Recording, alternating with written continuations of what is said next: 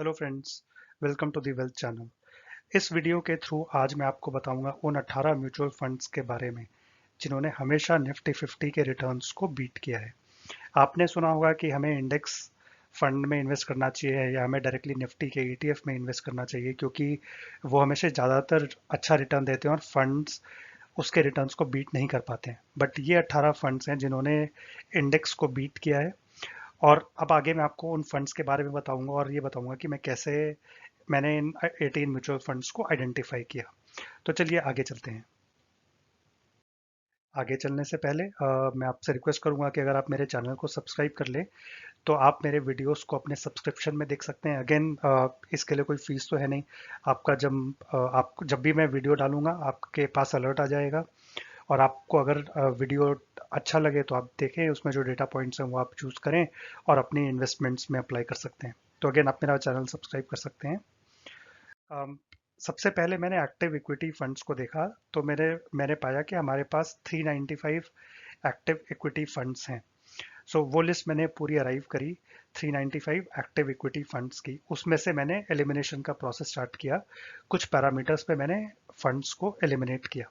सो सबसे पहला पैरामीटर जो मैंने so my next step was to look at these 395 funds. तो मैंने क्या किया, वो 395 फंड्स देखे और उनमें से वो फंड्स एलिमिनेट कर दिए जिनकी AUM 500 करोड़ से कम है। अच्छा, AUM जो है वो that is assets under management, मतलब कितनी इन्वेस्टमेंट सारे इन्वेस्टर्स ने उस फंड के अंदर की हुई है। तो that is the total corpus that the fund manager has to invest in the various stocks. मतलब वो टोटल इन्वेस्टमेंट अगर 100 करोड़ से कम है तो उन फंड्स को मैंने नहीं रखा। ये मैंने इसलिए किया क्योंकि अगर फंड बहुत बड़ा है या बहुत छोटा है तो फंड मैनेजर के लिए काफ़ी प्रॉब्लम्स आते हैं, उस फंड को रिटर्न देने में काफ़ी प्रॉब्लम आती है। स्पेशली छोटे फंड के लिए अगर आपके पास अगर फंड मैनेजर के पास 100 करोड़ से कम अमाउंट है इन्वेस्ट करने के लिए तो उसके पास बहुत ही लिमिटेड अपॉर्चुनिटीज़ हैं किसी भी मतलब अच्छे स्टॉक्स में इन्वेस्ट करने के लिए। और अगर वो कर भी पाएगा तो बहुत छोटा छोटा अमाउंट इन्वेस्ट कर पाएगा। अगर फंड मैनेजर को कोई अ, ऐसे स्टॉक्स में इन्वेस्ट करना है जो आगे चल के बहुत अच्छा रिटर्न दे सकते हैं तो अगेन उसके पास में बहुत ज़्यादा फंड्स नहीं है इन्वेस्ट करने के लिए। At the same time second liquidity की प्रॉब्लम भी आती है। अगर समझिए फंड के ऊपर एकदम से रिडेम्पशन का प्रेशर बढ़ जाए तो फिर फंड मैनेजर को जाके उन स्टॉक्स अपने जो अंडरलाइन स्टॉक्स हैं उनको बेचना पड़ेगा। तो अगेन अगर आप रिडेम्पशन नहीं कर रहे हैं बट और लोग रिडेम्पशन करवा रहे हैं तो वो आपके ऊपर इम्पैक्ट आएगा। टिपिकली फंड्स अपने पास कुछ कैश कंपोनेंट रखते हैं, मतलब फुल 100% AUM इन्वेस्ट नहीं करते हैं। कुछ लोग 2%, 4%, 5% बेस्ड ऑन दी पॉलिसीज और कितना फंड उनके पास है वो अमाउंट अपने पास में कैश में रखते हैं ताकि वो डेली परचेज और रिडेम्पशन को मैनेज कर पाए। तो अगर फंड बहुत ही कम है, 100 करोड़ से कम है, तो अगेन उनके रिडेम्पशन का अमाउंट भी कम होगा और एक सडनली रिडेम्पशन प्रेशर आ जाए तो उनके लिए बहुत प्रॉब्लम हो जाती है। इसीलिए मैंने उन फंड्स को एलिमिनेट कर दिया जिनका AUM 100 करोड़ से कम है। ऐसा नहीं कि वो अच्छा रिटर्न नहीं दे पाएंगे, वो हो सकता है अच्छा रिटर्न दे रहे हो, but we have to be sure कि हमारी कैपिटल प्रोटेक्टेड है। और हम फंड में अगर इन्वेस्टमेंट हो रही है या फंड में अगर ज़्यादा रिडेम्पशन हो रहा है तो उसके कारण जो NAV में चेंजेस आएंगे, उसके कारण जो फंड के ऊपर इम्पैक्ट आएगा, उससे हम लोग अपने आप को इंसुलेट कर लें। इसलिए मैंने 500 करोड़ से जो कम थे उन फंड्स को एलिमिनेट किया। तो मैंने पाया कि 395 से हमारी लिस्ट कम होकर 182 पे आ गई। तो यानी कि 213 फंड्स थे जो इनका AUM 500 करोड़ से कम था, तो उनको फिर मैंने एलिमिनेट कर दिया। So I just wanted to have the bigger funds जो हमारे को आगे भी सेफली हमारे कैपिटल को प्रोटेक्ट कर पाए। तो चलिए अब आप नेक्स्ट स्टेप पे चलते हैं। तो नेक्स्ट स्टेप मैंने क्या किया, मैंने 5 साल का रिटर्न देखा जो हमारे 182 फंड्स थे और क्या उन्होंने निफ्टी के 5 ईयर रिटर्न को बीट किया। निफ्टी का 5 ईयर रिटर्न आज की डेट में 5.5% है। तो फिर मैंने उन फंड्स को देखा जो जिनका 5 ईयर रिटर्न 5.5% से ज़्यादा है। तो मैंने पाया कि देर आर 85 फंड्स जिनका 5 ईयर का जो रिटर्न है दैट इज मोर देन 5.5%। तो हमारी जो लिस्ट थी 395 फंड्स की जो लिस्ट थी वो कम आकर 85 फंड्स की रह गई। फिर उसके बाद में मैंने नेक्स्ट स्टेप लिया कि फंड्स के अब स्टेप नंबर 4 में मैंने फंड्स को आगे फिल्टर आउट किया। 5 ईयर रिटर्न जिनका ज़्यादा था उनके बाद मैंने 3 ईयर रिटर्न भी चेक किया और 3 ईयर रिटर्न इन फंड्स का ज़्यादा होना चाहिए निफ्टी के 3 ईयर रिटर्न से। निफ्टी का 3 ईयर रिटर्न है 3.6%, 3.5% मानिए। तो इन फंड्स का रिटर्न भी 3.5% से ज़्यादा होना चाहिए। तो मैंने लिस्ट को फिल्टर आउट किया और देखा कि मेरी लिस्ट जो 85 फंड्स की थी पहले, अब वो सिर्फ 37 फंड्स की रह गई। तो ये 37 फंड्स ऐसे हैं जिनका 3 ईयर रिटर्न 3.6% से ज़्यादा है, 5 ईयर का रिटर्न 5.5% से ज़्यादा है, और AUM जो है 500 करोड़ से ज़्यादा है। तो अब मेरे पास जो लिस्ट है वो 37 फंड्स की लिस्ट है। 395 से हम लोग 37 पर आ गए, मतलब हमने nearly 300 funds, in fact more than 358 funds को हमने एलिमिनेट कर दिया है जो हमारा क्राइटेरिया मीट नहीं कर पा रहे हैं। और अब हमारे पास सिर्फ वो 37 फंड्स हैं जो 3 साल और 5 साल के ड्यूरेशन पे भी निफ्टी को बीट कर रहे हैं, और AUM जिनका 500 करोड़ से ज़्यादा है। अब चलिए अब नेक्स्ट स्टेप पे चलते हैं। अब मैंने क्या किया, मैंने 1 ईयर रिटर्न कंपेयर किया। अब निफ्टी का 1 ईयर रिटर्न -10.9% है, आपको पता ही है। फेब से क्रैश स्टार्ट हुआ था, मार्च अप्रैल में मार्केट काफ़ी डाउन हो गई थी। सारे के सारे म्यूचुअल फंड्स और सारे के सारे स्टॉक्स नेगेटिव में थे। तो निफ्टी का जो 1 ईयर का रिटर्न है वो आज की डेट में -10.9% है। तो फिर मैंने अपनी जो 37 फंड्स की लिस्ट थी उनमें से उन फंड्स को एलिमिनेट कर दिया जिनकी रिटर्न -10.9 से कम थी। तो मुझे सिर्फ 2 ही फंड मिले, तो फाइनली मेरे पास में 35 फंड्स रह गए जिनकी 1 ईयर की रिटर्न भी -10.9% से ज़्यादा थी। सो फाइनली मेरे पास 35 फंड्स हैं जिनकी 1 year, 3 year, 5 year return Nifty से ज़्यादा है, जिनकी AUM 500 करोड़ से ज़्यादा है। तो मेरी एक प्रोसेस ऑफ एलिमिनेशन के थ्रू मैंने 395 फंड्स को 35 फंड्स में ले आया, तो इफेक्टिवली 360 फंड्स एलिमिनेट हो गए हमारी लिस्ट में से। अब नेक्स्ट स्टेप पे चलते हैं। अब नेक्स्ट स्टेप मैंने एक्सपेंस रेशियो का लिया और मैंने सिर्फ उन्हीं फंड्स को रखा जिनकी एक्सपेंस रेशियो 1% से कम है। अब आप पूछेंगे ये आपने क्यों किया? इसका रीज़न ये है कि अगर आपकी एक्सपेंस रेशियो ज़्यादा है तो over a period of time वो एक्सपेंस रेशियो आपके रिटर्न को कम कर देगी। तो अगर आपकी समझिए जैसे कुछ फंड्स हैं जिनके एक्सपेंस रेशियो 2.5% है, तो over a period of 5 years अगर आप 2.5% को 5 से मल्टीप्लाई करेंगे, कंपाउंडिंग तो कर ही नहीं रहे हम लोग, बट सिंपल 2.5 इंटू 5 करेंगे तो 12.5% आता है। तो इन फंड्स की जो का रिटर्न है 12.5% कम हो सकता है 5 ईयर्स में, just because of expense ratio. तो उनको निफ्टी को बीट करने में काफ़ी प्रॉब्लम आएगी फ्यूचर के अंदर। इसलिए मैंने उन फंड्स को भी एलिमिनेट कर दिया जिनकी एक्सपेंस रेशियो 1% से ज़्यादा है। मैंने सिर्फ डायरेक्ट फंड्स देखे, तो डायरेक्ट फंड्स की एक्सपेंस रेशियो वैसे ही कम होनी चाहिए। अगर किसी डायरेक्ट फंड की एक्सपेंस रेशियो 1% से ज़्यादा है तो मेरे हिसाब से वो फंड एक्सपेंसिव है, उसे निफ्टी को मीट करने में आगे चल के प्रॉब्लम्स आने वाली हैं, निफ्टी के रिटर्न्स को बीट करने में प्रॉब्लम्स आएंगी।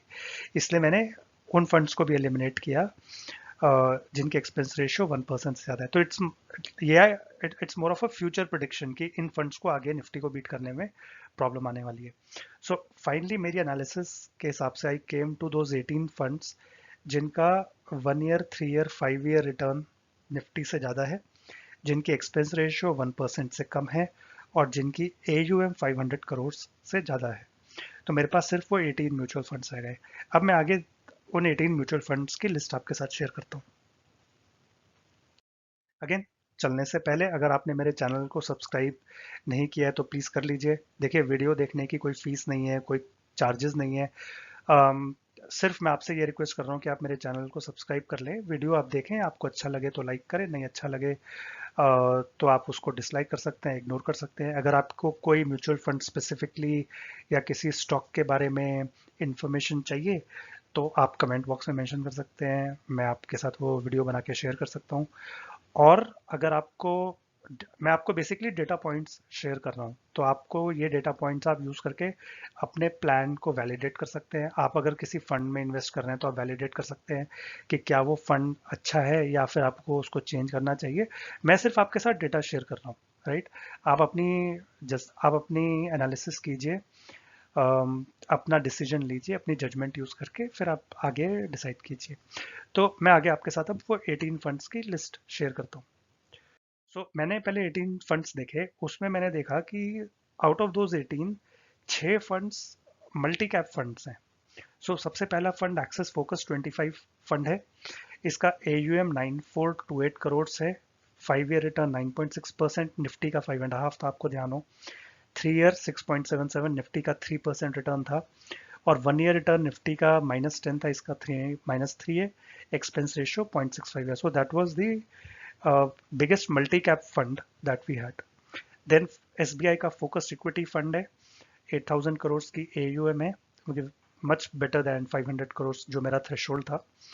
10% 5 ईयर का रिटर्न है, 7% नियरली 8% एक्चुअली 3 ईयर का रिटर्न है, -3% 1 year and expense ratio 0.85.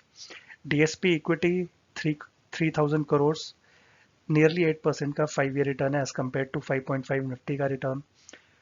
Nearly 5% ही 3 ईयर रिटर्न है, जबकि निफ्टी का 3.6 था, और -3% 1 ईयर रिटर्न है, एक्सपेंस रेशियो 1 है. Then Canara Robeco equity diversified 1924 crore, 7% 5 year return है, 6% 3 ईयर रिटर्न है, -3% 1 ईयर रिटर्न है एंड 0.82 एक्सपेंस रेशियो. तो आप देखेंगे ये सारे फंड्स की 5 year return is greater than 5.5, 3 year return is greater than 3.6% and 1 year return is much better than -10% जो कि निफ्टी के रिटर्न है. Next to IIFL focused equity 776 crore, इसका AUM थोड़ा कम है, बट रिटर्न्स के पर्सपेक्टिव से this is actually much better than the other funds in the multi-cap category from a 1 year perspective. और Tata retirement savings progressive DIR again इसका भी AUM कम है, बट रिटर्न्स के पर्सपेक्टिव से आप देखेंगे 5 ईयर रिटर्न इसका काफ़ी अच्छा है और एक्सपेंस रेशियो 0.9 है. So out of 18 funds 6 funds actually belong to the multi cap category. चलिए आगे अब मैं आपके रिमेनिंग आगे के और फंड्स शेयर कर. So then I looked at the other 6 funds जो large cap, multi cap और small cap कैटेगरी में है. तो आप देखेंगे large and multi cap category का एक फंड है Mirae asset emerging blue chip, nearly 9,000 crore की AUM है, 12% 5 year return, 5% 3 year return, -3% 1 year return and 0.86 is the expense ratio. अब मैं इसको क्लासीफाई करना चाहूँ तो it's basically called as large and multi cap, but for all practical purposes I would think it is a multi cap fund only. Then Mirae asset large cap fund, इसका AUM सबसे ज़्यादा है, 15,000 crore, 8.24% 5 year का return, 4% 3 year का return, -10% 1 year return. So इसका performance उतना अच्छा नहीं है as compare to rest of the funds, but still it qualified because it did beat the Nifty 1 year return. और 0.65 is the expense ratio. Axis blue chip 13,000 crore, it's a very large fund. इसका मैंने एक अलग से video भी बनाया हुआ है, अगर आपको एक्सिस ब्लू चिप का एनालिसिस देखना है ऑन 23 पैरामीटर्स तो आप जाके मेरा वीडियो देख सकते हैं. Return 9.4%, 10% on 3 year basis, -2% on 1 year basis. Expense ratio देखिए इसके कितनी कम है, 0.44 ओनली. तो ये मुझे लगता है आगे चल के भी ये फंड बहुत अच्छा करेगा.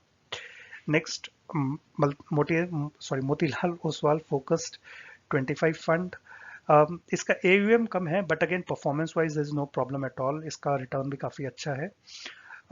Expense ratio 0.91. Axis mid cap fund, now we would expect large caps to beat Nifty, but एक मिड कैप फंड ने भी लार्ज कैप्स को और निफ्टी को बीट किया है.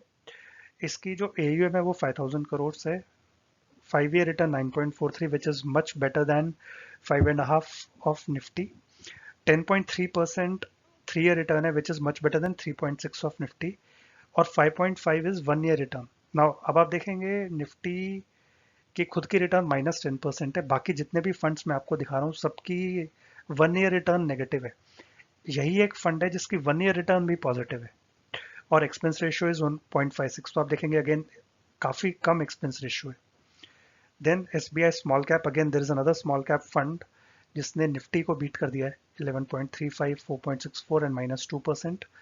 एंड देन एक्सिस के small cap fund 2124 is the 2,000 crores approximately is the AUM, 9.24% which is better than 5.5, 5% 3 year return which is better than Nifty की 3.6% return, 1 year return -1.5 which is better than Nifty's 1 year return of -10%. Expense ratio again 0.31. एक चीज आपने notice की होगी, axis के जितने भी funds हैं उनके एक्सपेंस रेशियो काफी कम है. एक्सिस ब्लू चिप की 0.44, एक्सिस मिड कैप की 0.56, एक्सिस के स्मॉल कैप की 0.31. और इस लिस्ट में एक्सिस के 3 फंड्स हैं. अब आगे चलते हैं. नेक्स्ट देखते हैं रिमेनिंग फंड्स को. सो मेरा asset great consumer discretionary fund है। AUM इसके 866 करोड़ है, बट अगेन इसने तीनों रिटर्न के पैरामीटर्स पर और एक्सपेंस रेशियो पे निफ्टी को बीट किया है। Axis, another fund from Axis house और Axis AMC is equity, this is ELSS fund. तो अगर आप इसमें इन्वेस्ट करते हैं तो आप इसको टैक्स सेविंग के लिए भी यूज कर सकते हैं। 19,000 crore is AUM, right. 8% Nifty का रिटर्न है एज कम्पेयर टू, सॉरी 8% इस फंड का रिटर्न है as compare to 5.5 of Nifty. 6% return है as compare to 3.6 of Nifty.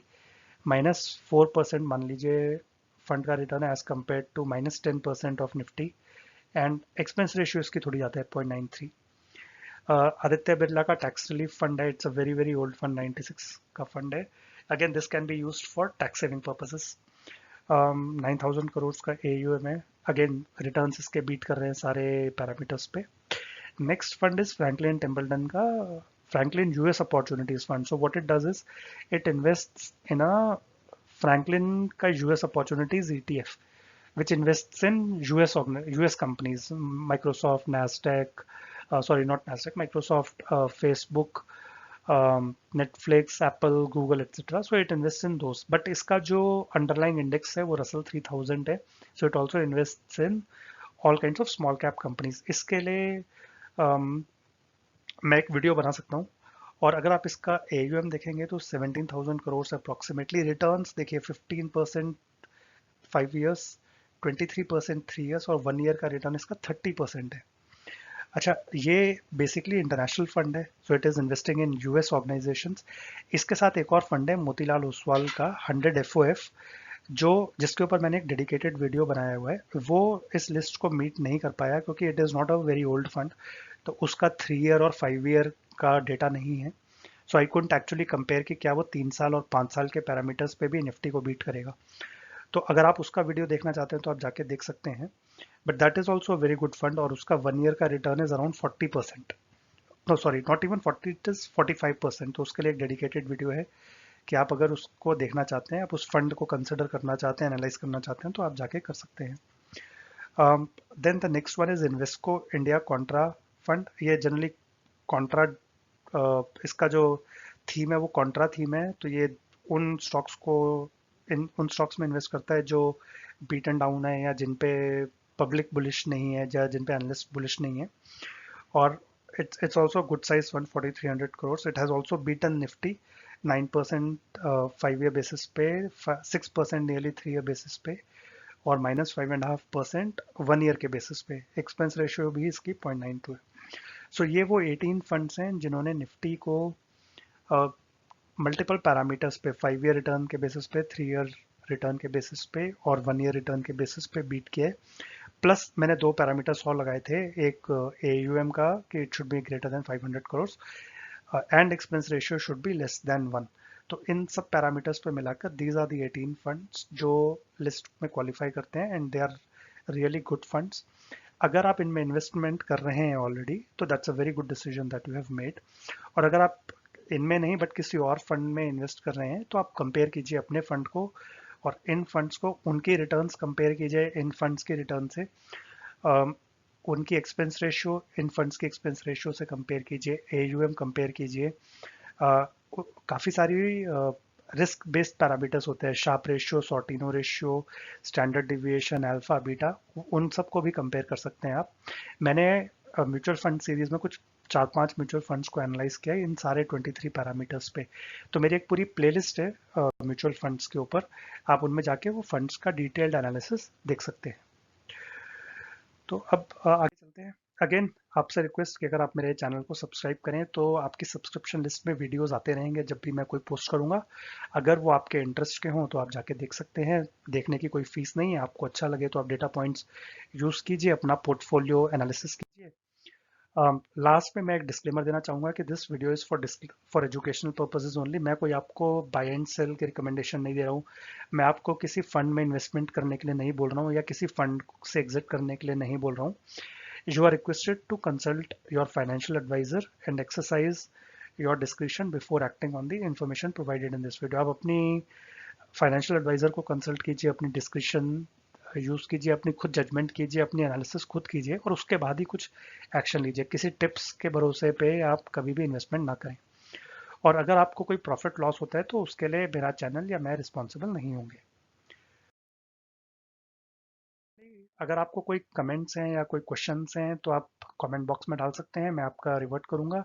अगर आपको वीडियो अच्छा लगे तो प्लीज़ लाइक कीजिए and again please subscribe to my channel. Finally I like to wrap up.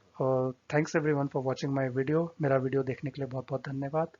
um, have a good day. Bye.